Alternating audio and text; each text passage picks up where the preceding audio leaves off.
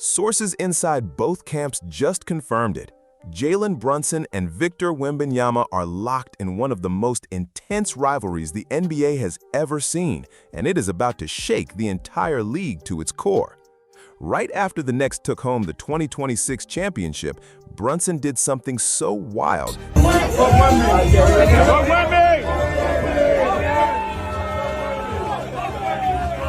that the whole league office went into emergency mode within 6 hours. And the craziest part? He was just getting started. Wait until you hear what he said about Wemby's entire career. For 2 straight years, NBA media sold us this clean, respectful rivalry between Brunson and Wembanyama, but that whole fake image got blown up by a 6-second club video posted right after the Knicks won the title, showing Brunson leading a packed room of New York fans in a loud chant aimed directly at Wemby. It gets worse. That clip hit 15 million views in just 6 hours. The NBA's PR team must have completely lost it watching their family-friendly marketing plan fall apart in real time. Knicks fans flooded Twitter defending it as old-school grit, while Spurs fans called it totally unnecessary for a champion to spend his celebration going after Wemby. But the best moment came the next morning at the podium.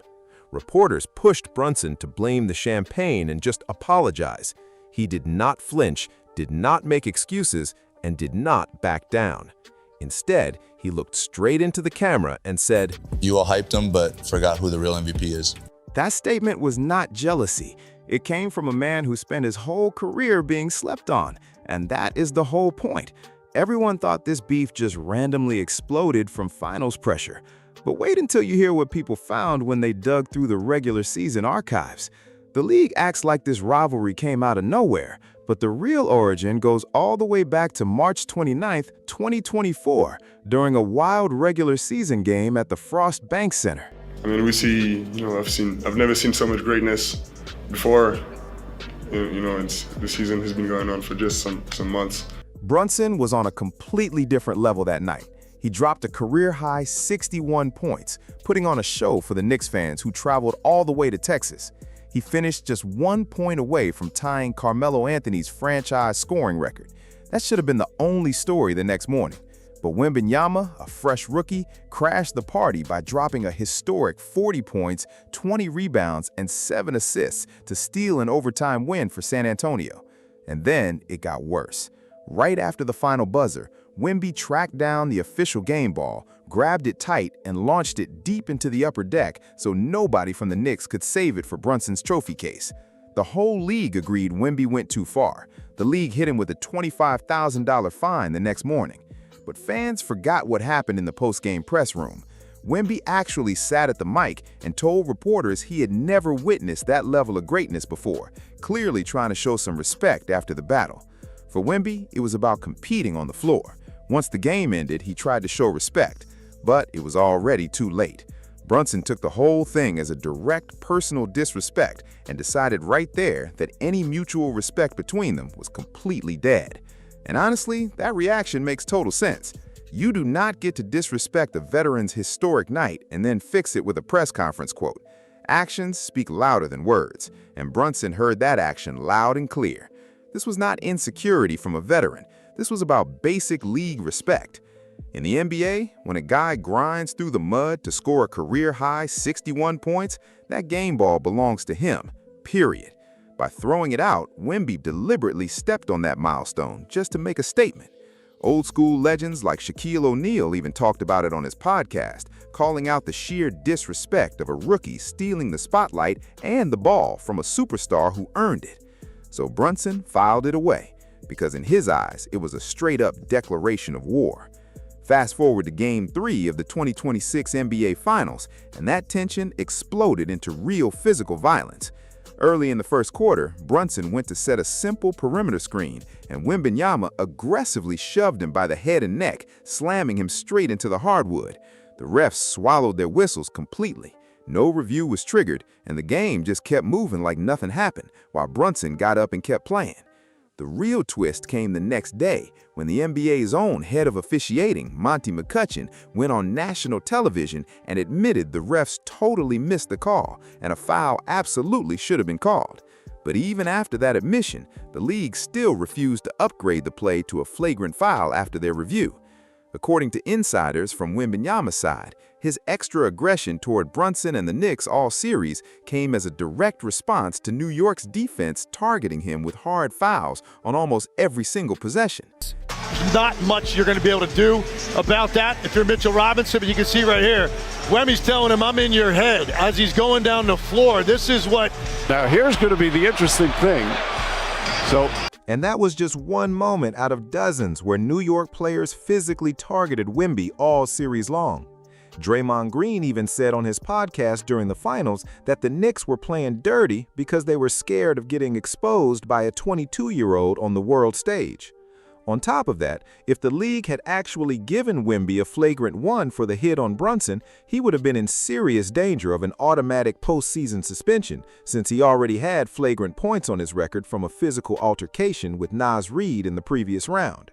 But if you look past all the physical stuff on the court, the real reason Brunson carries such deep hatred for Wemby is rooted in something much more personal, and this next part completely changes how the whole league has been looking at this rivalry.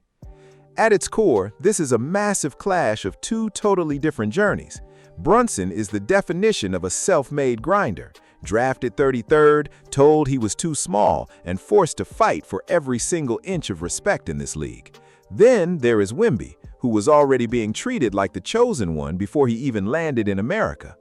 Brunson is not mad that Wemby is tall or talented. He is mad that the media turned the finals into Wemby's coronation while completely ignoring the underdog who was out there actually cooking everybody. To Brunson, it felt like a guy who earned every stripe versus a kid who got handed the keys by the media. Nike launched a massive global campaign turning Wembanyama into a superstar before he played a single NBA minute.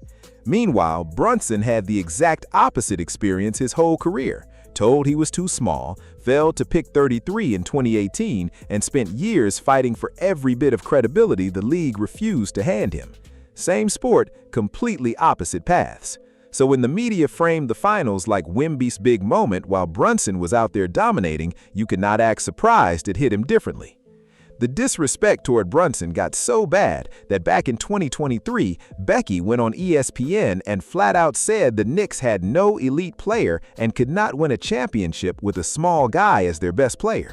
But at the end of the day, they don't have a dude. You got to have a dude. You got to have a 1A dude. And they're missing that at the end of the day if we're just getting down to brass taxes. When the Knicks went on their deep playoff run, reporters brought that quote back up, and she went on live television and doubled down hard. I said, I don't know why that's being brought, like why everybody's so stuck on that. I said it 2 years ago. I stand by it. But the moment the Knicks locked up the title, Brunson's sister Erica jumped on social media and quote posted that old take with a caption asking what people had to say now. Brunson looks at this 7'4" kid and sees an overhyped media favorite who gets showered with attention without ever having to fight through the kind of brutal, undersized obstacles that defined his own entire career. Now, Wemby has put in real work. Nobody has taken that away from him. The training, the discipline, the obsessive preparation since his teenage years in France, it is genuinely impressive. But here's the thing. Hard work does not cancel out disrespect. You can grind in the gym every single day and still make the rookie mistake of throwing another player's milestone ball into the stands. Both things can be true at the same time. Wemby earned his respect on the court, and Brunson earned his through a decade of grinding. Neither one cancels out the other. But here is the cold business reality that forced the NBA to give Wemby all that attention all season long. So, Brunson realized no amount of regular season scoring was ever going to get him the same media attention as Wemby, so the Knicks decided if they could not win the popularity contest, they would win on the court. That is exactly why Brunson ran that high pick-and-roll strategy and hunted Wemby on the perimeter all series. It was not fear of the rim, it was pure basketball IQ. He used his low center of gravity to get right under Wemby's hips and killed him with mid-range pull-ups right in his face before that crazy shot-blocking reach could even matter. Dropping 45 points on 14 of 27 shooting to close out a championship was not just impressive, it was a cold-blooded statement that Jalen Brunson was not just a small player anymore, he was a champion. The wild part, though, is that Wembanyama still showed out on defense and refused to fold. He finished the night with 19 points, 14 rebounds, and 4 blocks, while trying to carry an almost dead Spurs roster. They only stayed in it because rookie Dylan Harper came off the bench with 0 nerves and dropped 25 points, while the Spurs veterans went completely invisible when it mattered most.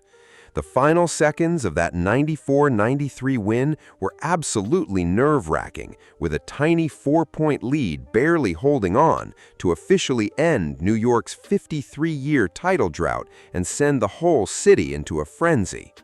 Kevin Garnett even jumped on social media right after the buzzer, screaming about how this was the highest level of basketball we have seen in decades. But you think the drama stopped there? You could not be more wrong. Because right after the buzzer, any fake idea of sportsmanship completely disappeared. As the Knicks went wild on the Spurs' home floor, Wembanyama did not do the standard walk to center court for the post-game handshake. Instead, he literally turned his back on the entire Knicks team and marched straight down the tunnel before the confetti even hit the floor. The internet exploded, and old-school fans everywhere started comparing it to the 1981 Detroit Pistons walk-off, when Isaiah Thomas and the Bad Boys left Michael Jordan hanging. The press room fallout was pure chaos. Nobody was ready for what Wemby said next. He sat down looking like he was ready to fight the whole room, skipped any credit to New York's defense, and boldly claimed San Antonio actually dominated most of the series. He basically told reporters that the Spurs' own mistakes were the only reason the Knicks were leaving with a trophy, calling New York lucky frauds. Then, right as the PR staff tried to shut it down, Wemby stood up, stared into the media, and said, "See y'all never." So of course, Brunson saw Wemby, a guy he already had serious beef with, basically call his first championship a complete fluke on his own timeline. His humble underdog image went straight out the window. That arrogant walk-off is the exact reason Brunson felt totally justified leading that chant. But here is the massive twist the mainstream media buried while everyone was picking sides online. The moment that video went viral, Spurs fans flooded social media, pointing out how hypocritical it was for Brunson to talk about disrespect when he and his teammates spent the whole season shading the league on their own podcast.